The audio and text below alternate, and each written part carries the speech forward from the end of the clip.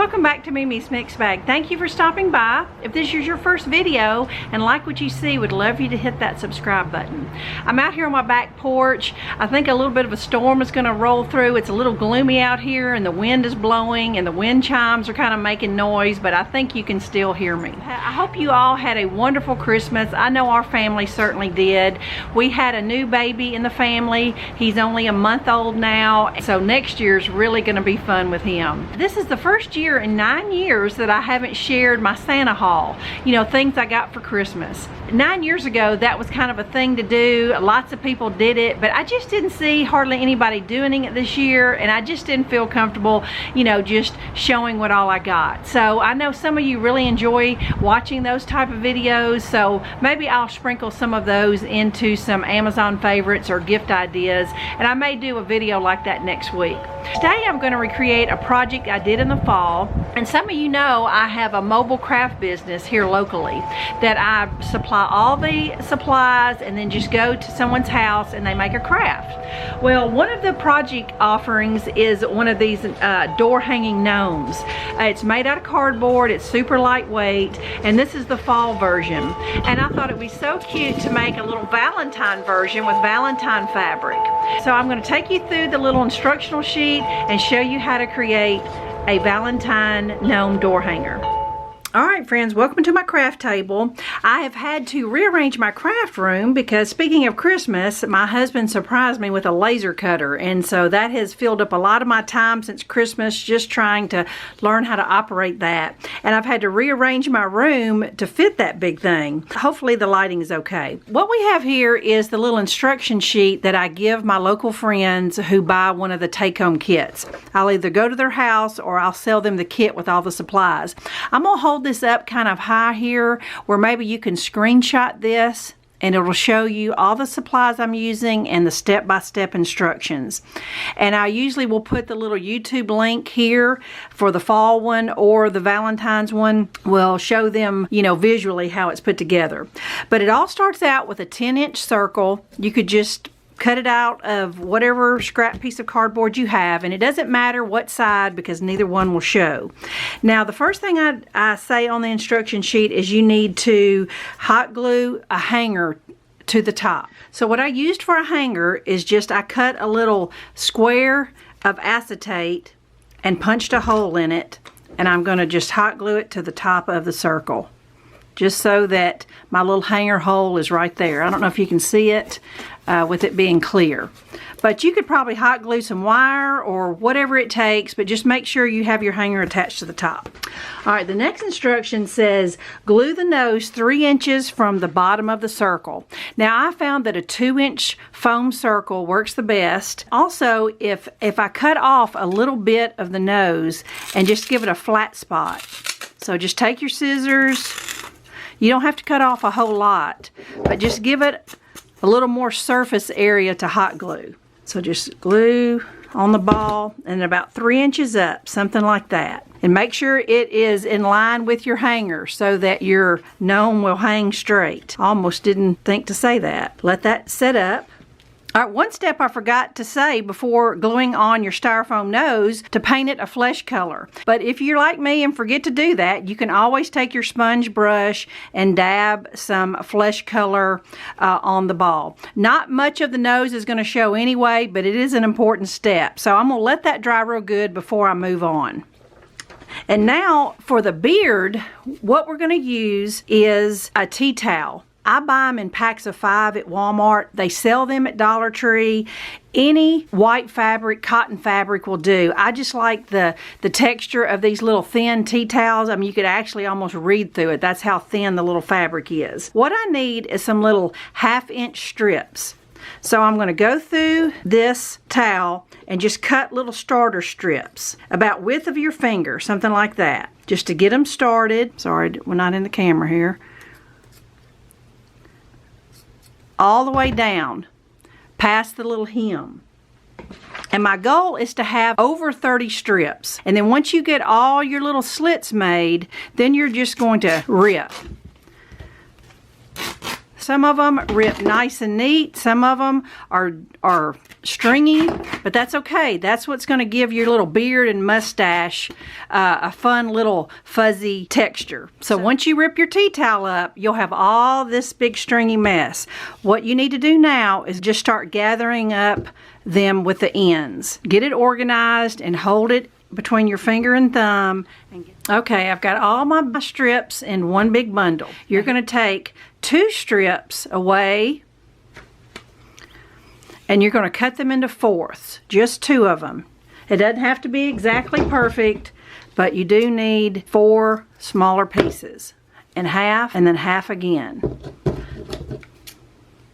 That's going to give you 8 little pieces for your mustache, and you're just going to put those to the side. Now you're going to take 1 more strip out of your bundle and just set it to the side, because this is going to be what you tie it up. Now just put that to the side. Now the other pieces you have here, 30 something pieces, you're just going to cut them in half. So just kind of eyeball it, fold it in half, and try to get, visually about as equal, because you're going to give his beard a haircut anyway. So when I cut these all in half, that's going to give me 60 strips. And you just want them to try to lay evenly as you can. Comb it with your fingers just to kind of keep them in line. Now this is your tie strip right here. We're going to go ahead and cut that in half, because we're going to use 1 piece for our mustache and 1 piece for our beard. All right, I'm going to take these 60 strips and I'm going to tie this string around it. It doesn't matter which way it rotates. You're just going to have like a big pom-pom is what you're going to have. It really doesn't matter how it lays. If your nose is dry, I'm going to go ahead and chance it. I'm going to tie this string around the nose. It does not have to be super tight, as long as it's secured. And don't worry about this scraggly bottom, because we're going to trim that up. Now for the mustache, these are those little pieces. We're going to do the exact same thing, just a smaller version of what we just did. Tie the little strips in half. It doesn't have to be super tight. Now this one, you do want it to be looking like this, almost like a bow. And I've kind of lost my strips. I don't think it really matters what 2 strips, as long as you have 2 strips to tie around the nose. So now just up under there, tie the mustache on. Again, you don't have to be super tight, because none of that's going to show, as long as it's attached up there. Once you get it hung up, you'll be able to see the difference between his mustache and his beard. I'm going to wait to hot glue my beard up until I get my hat placed, because there is like a little gap here between the hat and the beard, and I want his beard to be kind of up, and that way it will hide any of the cardboard that you could potentially see. All right, so now as far as the hat, I picked this really cute heart fabric up at Walmart. It was the fat quarter, $1.47. But just know, if you already have fabric, it takes about an 18 by 18 inch square. Now, when you unfold one of these fat quarters, it has all these little lines on there. So you need to iron all the little lines out, so when I come back, my fabric will be ready to glue on the cardboard circle. Now, normally when I've made this gnome, I've never used directional fabric, which means that it has a pattern and these hearts need to go like this.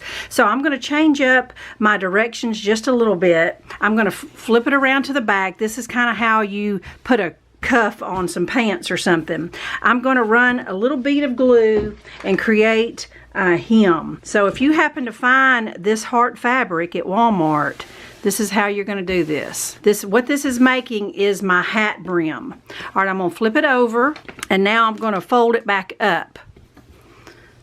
So there's a variety of ways you could do that. You could even take a piece of burlap or another piece of fabric, whatever you want to do. I'm just using the same fabric. That's how to make a hat brim, using the same fabric. So now I'm just going to fold it back up, and all I'm doing is just kind of securing it in place. Because once it gets attached to the circle, it's not going anywhere.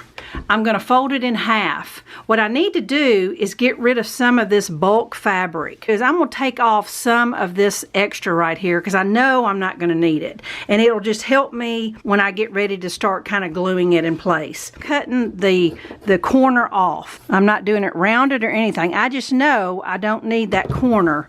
It's just too bulky, so I may even cut off more once I get it on the circle. So now I'm gonna bring my head back, flip it back over here, and it's gonna go pretty much on 3/4 of the nose. You're just showing just part of the nose, enough to see it. That's the reason why I said, you know, we're not gonna hot glue our beard up on the sides yet until we figure out exactly where our hat's gonna go.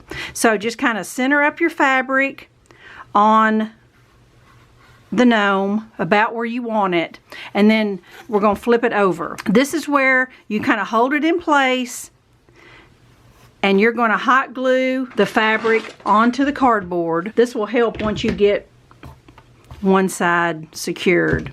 Now you're going to take the other side of the hat and get that secured. And so now by me cutting off those corners, I've got a lot less bulk. In the meantime, making sure your hanger is still right here. So you're just gluing the pieces of the fabric together. Now this is where the little shopping bags come in.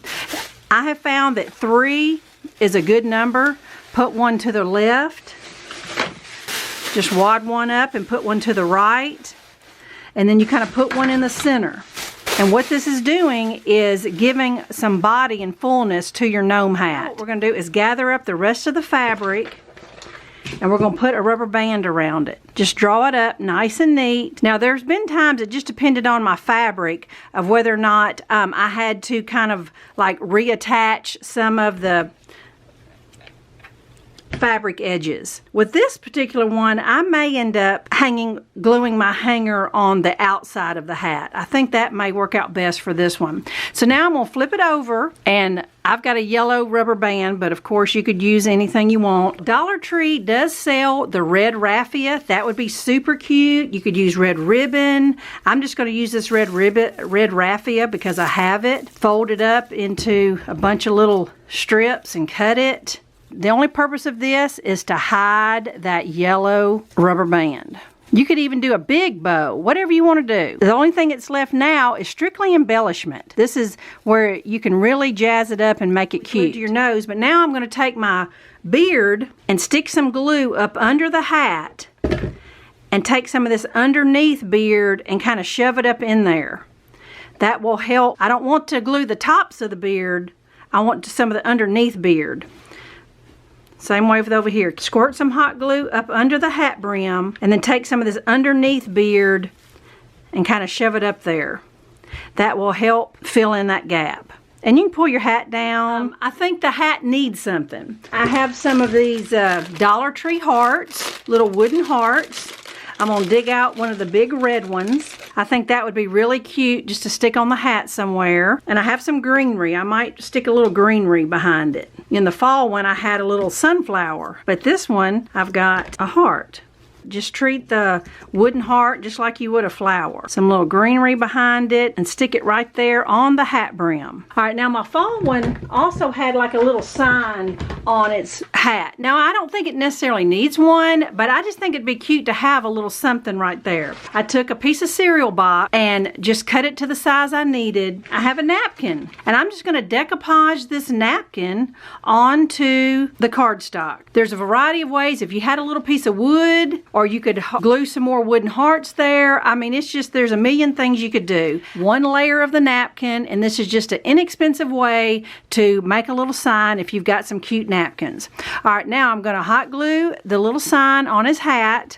And then once I hang him up, kind of finger comb his beard and look for some stringy scraps that really need to come off. Let me go ahead and finish him up, and then I'll hang him up and show you what he looks like. All right, friends, here is my Valentine gnome door hanger. Just love him on my turquoise door. I'm gonna move in a little closer. You know, decoupaging over some cardstock is a great way to get a cute little sign. I doubled up the little wooden hearts just because I had 24 of them, but you could add some little rhinestones or jazz him up even more. Now on my fall gnome, every few days I felt like I needed to kind of fluff up his beard because my two doors together would kind of flatten him out and kind of fluff up his mustache so it would show a little better.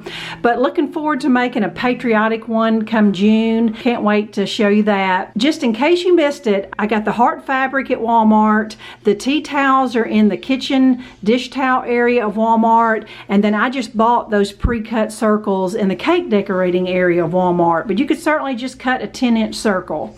So the rest of the supplies are super easy to find, Dollar Tree and any dollar store. So I hope you can find everything and make yourself one of these cute gnomes. Thanks so much for watching. I'll be back soon with something else fun to share. Bye-bye.